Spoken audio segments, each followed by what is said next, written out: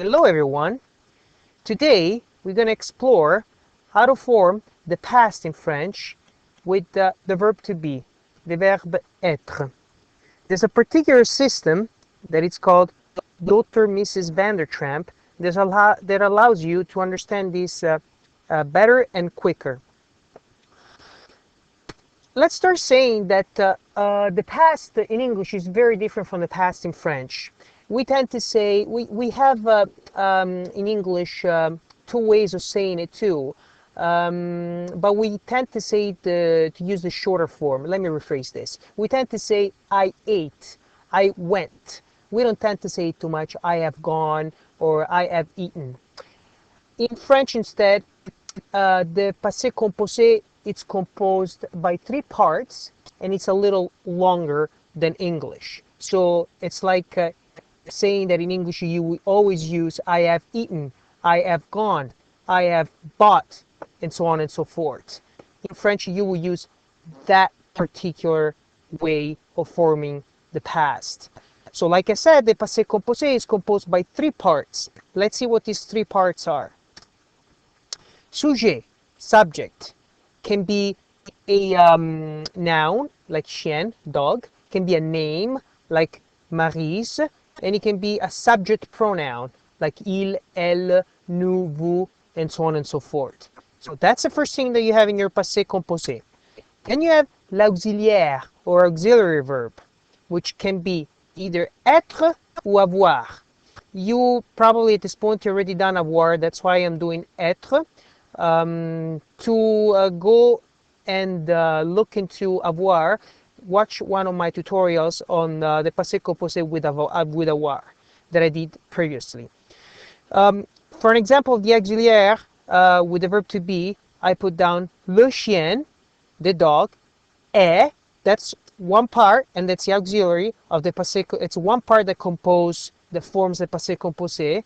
So first the sujet, then l'auxiliaire, le chien, sujet, est, auxiliaire, and then is missing one third part, and that is participe passé or past participle.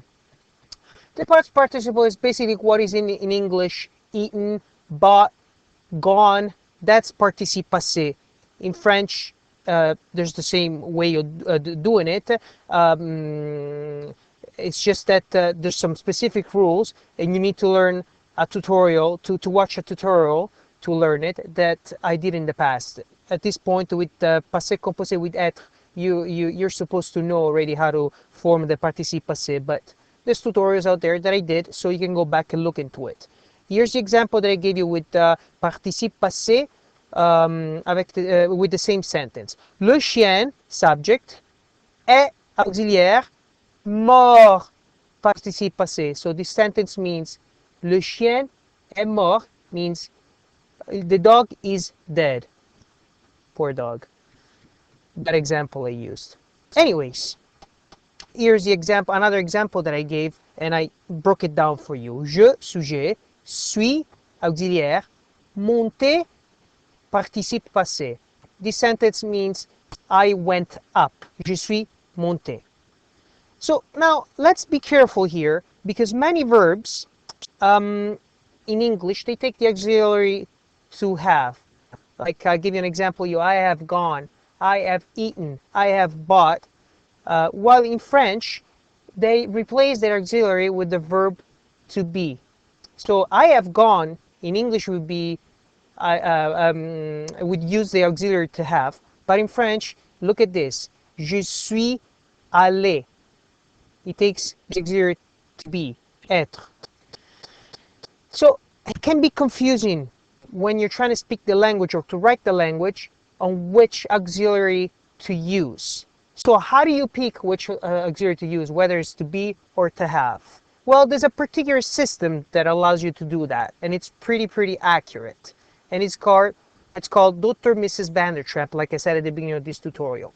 This is Dr.Mrs Vandertramp. It's just an acronym, and every single letter of the acronym matches the verb in French that takes the auxiliary être, to be. It's very accurate, like I said, And if you learn it, there's no way that you can get it wrong, and you always know which text être as opposed to have avoir. So let's get into specific here. Here's the acronym, Dr.Mrs Vandertramp. So let's do it one at a time. D stands for devenir. R stands for revenir. M, monter. R, retourner.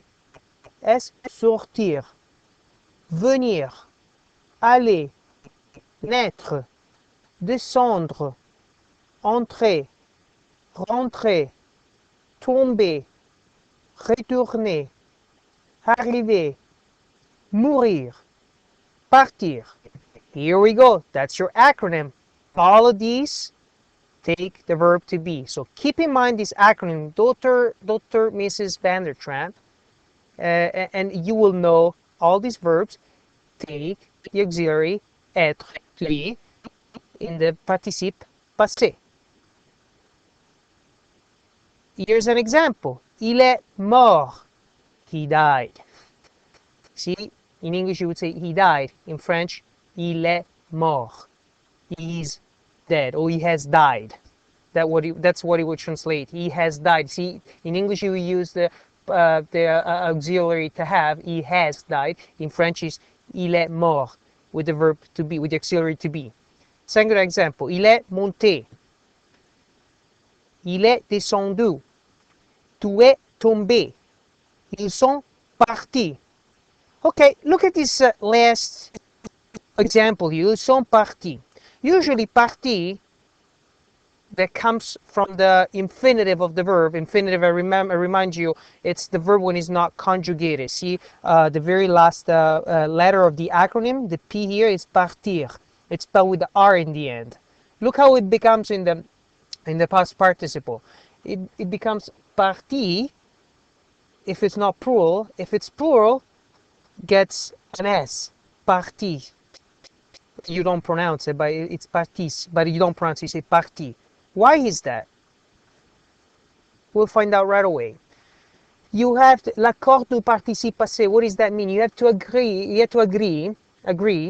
The past participle, which is, like I said, gone, done in English, bought. So the last part of the participe, the passé composé, the last part of the old form of the verb, le participe passé, you have to agree with the subject that is speaking. But this is just with the auxiliary être, to be. So you have to agree with the subject. So this means that if the subject is masculine plural, the participe passé can add an S at the end. I'll give you an example. Ils sont devenus, in the plural, adds an S. If it was singular and it was elle, it was je, for instance, je suis devenu, it wouldn't have an S. Second, if the subject is feminine, the participe passé will add an E in the end. So look at the example. Elle est sortie de. If it was singular and it was a masculine, it would just be sortie without an E. Third, if the subject or sujet is feminine plural, the participe passé will add an E and an S at the end. I'll give you an example. Elles sont tombées. Look how it's spelled. If it was singular, it would have been spelled tombe with T-O-M-B-E apostrophe accent, and that's it. Instead, he adds an E because it's feminine and an S because it's feminine plural. So you have to agree the participe passé with the subject that we're talking about. And this is the last example that we have. Now, I'm going to give you an exercice de pratique, or a practice exercise. I'll give you a sentence where at the beginning of the sentence you'll have a verb in parentheses that you have to conjugate. You have to put it in the passé composé and agree the participe passé with the subject that is speaking. And underneath is another part that is in parentheses. That's a hint for you that you don't usually get in life. I'm just giving it to you because it's the first exercice de pratique. But in parentheses, you would see a a hint who tells you the subject, whether it's plural, masculine, feminine, and so on and so forth, so you can agree the subject with the participe passé. Look at the example here. I'll give you tomber in parentheses, which is the verb that you have to conjugate, and then I'll give you the subject, Luc et Maryse, and look underneath, in parentheses, I'll give you plural masculine. I'm telling you that it's already plural and masculine. Luc et Maryse sont tombés, because it's masculine, adds just an E, and because it's plural, adds an S. See that Luc is masculine and Maryse is feminine, and then when you agree the past participle, it doesn't take a E because there's Maryse and it's feminine. That's because in French, if you have a feminine and masculine, it always goes with the masculine. It's just an exception. It's just the way the language works. If there's a masculine and a feminine in the sentence, you have to agree with the masculine. And this is something that you should have done in the past, again, when you did the Passe Compose with avoir, and when you did the how to form the participe passé, or the past participle. Anyways, just a little refresh.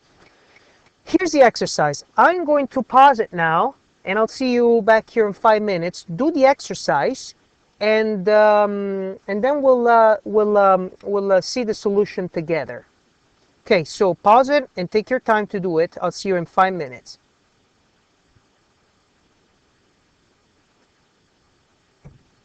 Here we go again. Welcome back. Here's the solution of the exercise. Number 1. Luc et Julie sont sortis. See, Luc masculine, Julie feminine. I just said that if you have a masculine and feminine, you have to agree with the masculine. It's plural though, because there's two people. See, I put it underneath plural masculine in parentheses. Sont sortis. That's how you spell it, with an S. 2. Est arrivé. Notre prof est arrivé en retard cet matin. It's singular and masculine. So just an E at the end.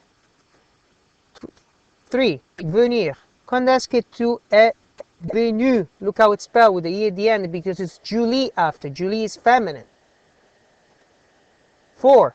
Mes parents sont partis. Parents, it's plural and masculine. It adds an S to the past participle. Sont partis. 5. Les élèves sont sortis. Les élèves is plural masculine. Sont sortis. That's how you spell it. Numéro 6. Maman est restée chez grand-mère. Est restée with 2 E's because maman is feminine. Singular. 7. Julie et Louise sont tombées. 2 E and 1 S because it's 2 women that we're talking about. Julie et Louise, it's 2 feminine names. 8. Nous sommes revenus. Look, it's nous. It's masculine and it's plural. Revenu adds an S to the end of the past participle. And then 9. Je suis allé. Je suis allé. Singular masculine. That's how you spell it. Last one. La dernière. Vous êtes sorti du cinéma, monsieur.